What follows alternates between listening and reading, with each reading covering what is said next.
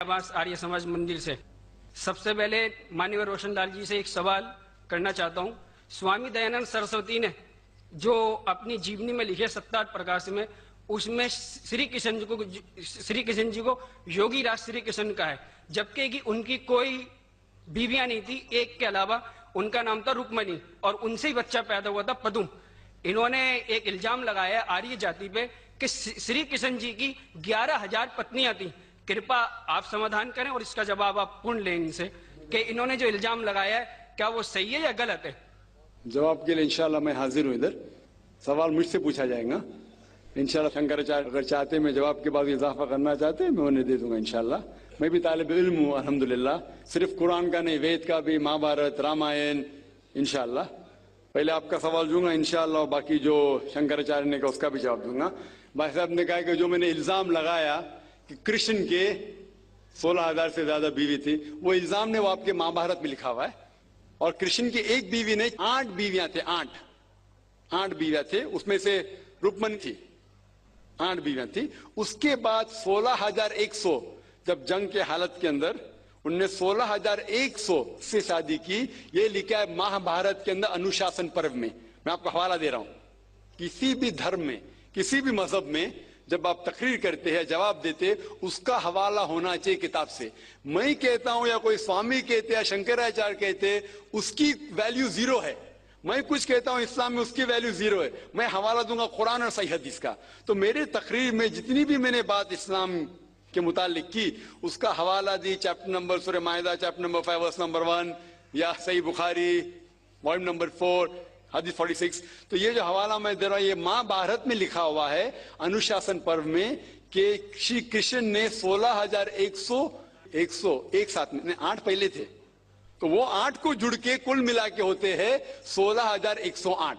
तो 16,107 में उन्होंने की, वो जंग के हालत में जब कई लोग मारे गए, तो उस हालात में। तो ये इल्जाम नहीं, हकीकत है। अगर आप समझते ये गलत है तो आपको महाभारत में नहीं मानना चाहिए।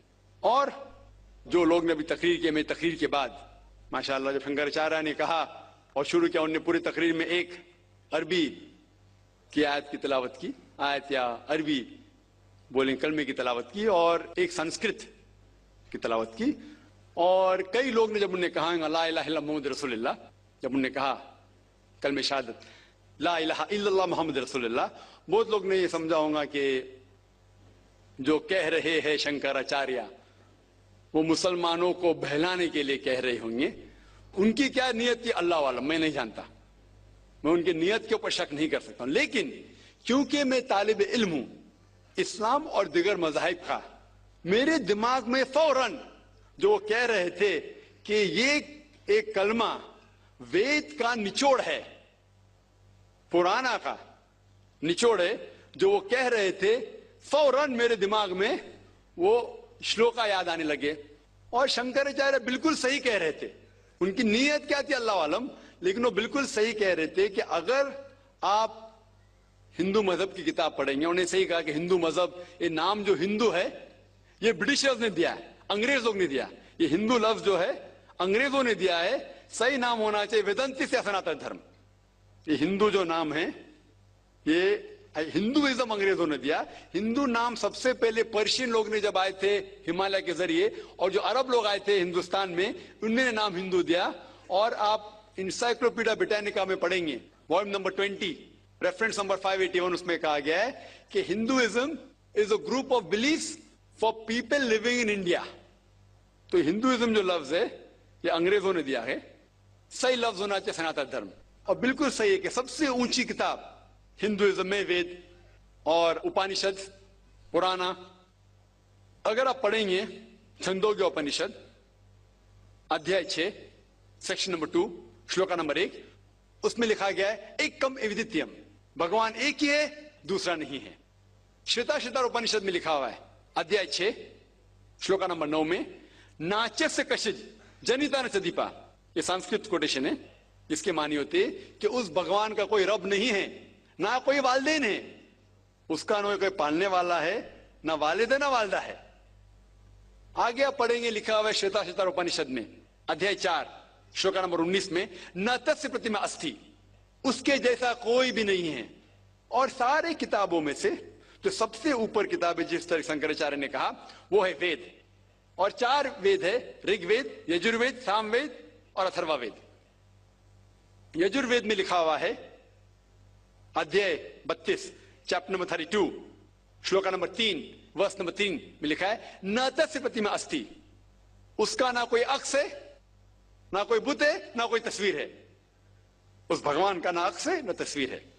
और आगे लिखा हुआ है यजुर्वेद में अध्याय 40 श्लोका नंबर 9 में अंधात्म प्रविशन्ति या असम्मुति उपास्ते। अंधात्म मतलब अंधकार, प्रविशन्ति मतलब अंदर जाना। वो लोग अंधकार में जा रहे हैं जो लोग असंभूति की पूजा करते हैं। असंभूति मतलब कुदरती चीजें, हवा, आग, पानी। जो लोग कुदरती चीजें की पूजा करते हैं वो अंधकार में जा रहे हैं। और आगे श्लोका कहता है कि वो लोग और गहरे अंधकार में जा रहे हैं जो लोग संभूति की पूजा करते हैं। संभूति मतलब बनाई हुई चीजें, मतलब टेबल, चेयर, गाड़ी, बुत। ये जो बनाई हुई चीजें हैं उसकी अगर पूजा कर रहे हैं तो और अंधकार में जा रहे हैं। और आप पढ़ेंगे ऋग्वेद, चारों वेदों से सबसे ऊंचा वेद है ऋग्वेद। ऋग्वेद में लिखा हुआ है जिल्द नंबर 1, बुक नंबर 1, किताब number 1, him number 164 shloka number 46 एकम सत विप्र बहुधा वदान्ते, जिसके मानी है सच एक है, सच्चाई एक है, भगवान एक है। और संत लोग भगवान को मुख्तलिफ नामों से पुकारते हैं लेकिन भगवान एक है।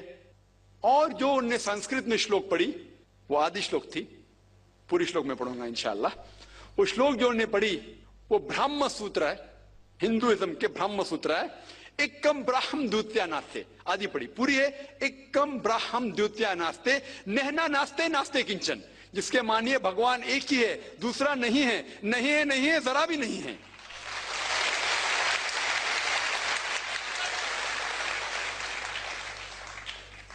ये पूरा ब्रह्म सूत्र है।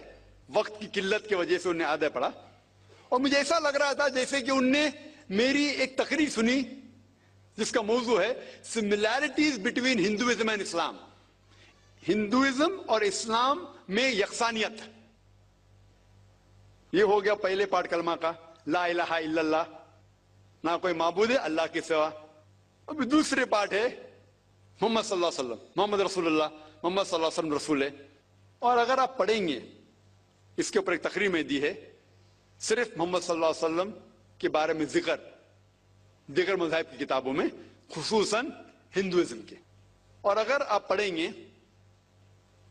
पुराना का जिक्र किया उन्होंने, भविष्य पुराना में पर्व 3 खंड 3 अध्याय 3 श्लोका 5 to 8, उसमें लिखा हुआ है कि एक मलेच्छा आएगा। मलेच्छा मतलब फॉरेनर, बाहर का कोई शख्स आएगा, उसका नाम होगा मोहम्मद। वो अपने साथियों के साथ आएगा, जिसका मतलब साहबियों के साथ, और वो लोग को सही दिशा दिखाएगा और राजा भोज उनको इज्जत देंगे। आगे पढ़ेंगे आप भविष्य पुराना पर्व 3 खंड 3 अध्याय 3 श्लोका 10 से लेके 27 तक। उसमें लिखा हुआ है कि ये शख्स आर्य धर्म को फैलाएगा, सच्चा धर्म को फैलाएगा। और इस शख्स के मानने वाले दाढ़ी उगाएंगे, सिर पे शेंडी नहीं रखेंगे, लोग को नमाज के लिए बुलाएंगे, एक इनकिलाब दुनिया में लेके आएंगे, गोश्त खाएंगे लेकिन सूअर का गोश्त नहीं खाएंगे, और ये सच्चाई फैलाएंगे। उनका नाम है मुसलमान। ऐसे कई मोहम्मद सल्लल्लाहु अलैहि वसल्लम का जिक्र भविष्य पुराना में है, ऋग्वेद में है, सामवेद में है, अथर्ववेद में है, और खुसूसन अगर आप पढ़ेंगे पुराना में भी है जिसका नाम है कल्कि पुराना। और कल्कि पुराना अगर आप पढ़ेंगे अध्याय 2 chapter number 2 verse number 4, 5, 7, 11 and 15, जिसका भागवत पुराना में भी जिक्र है, volume number 2 verse number 18 to 25, 18 से 25 तक, जिसमें कल्कि पुराना का जिक्र है। कल युग में एक शख्स आएंगे जिसका नाम है कल्कि। उनके वालिदा का नाम है सुमति और वालिद का नाम है विष्णु यास। सुमति के मानी अमन, अमन करने वाली। और हम जानते हैं कि हमारे पैगंबर, आखिरी पैगंबर सल्लल्लाहु अलैहि वसल्लम के वालिदा का नाम था आमिना, जिसका मतलब है अमन फैलाने वाले। और विष्णु यास मतलब भगवान की इबादत करने वाला। और हम जानते हैं मोहम्मद सल्लल्लाहु अलैहि वसल्लम के वालिद का नाम अब्दुल्ला था। इस तरीके से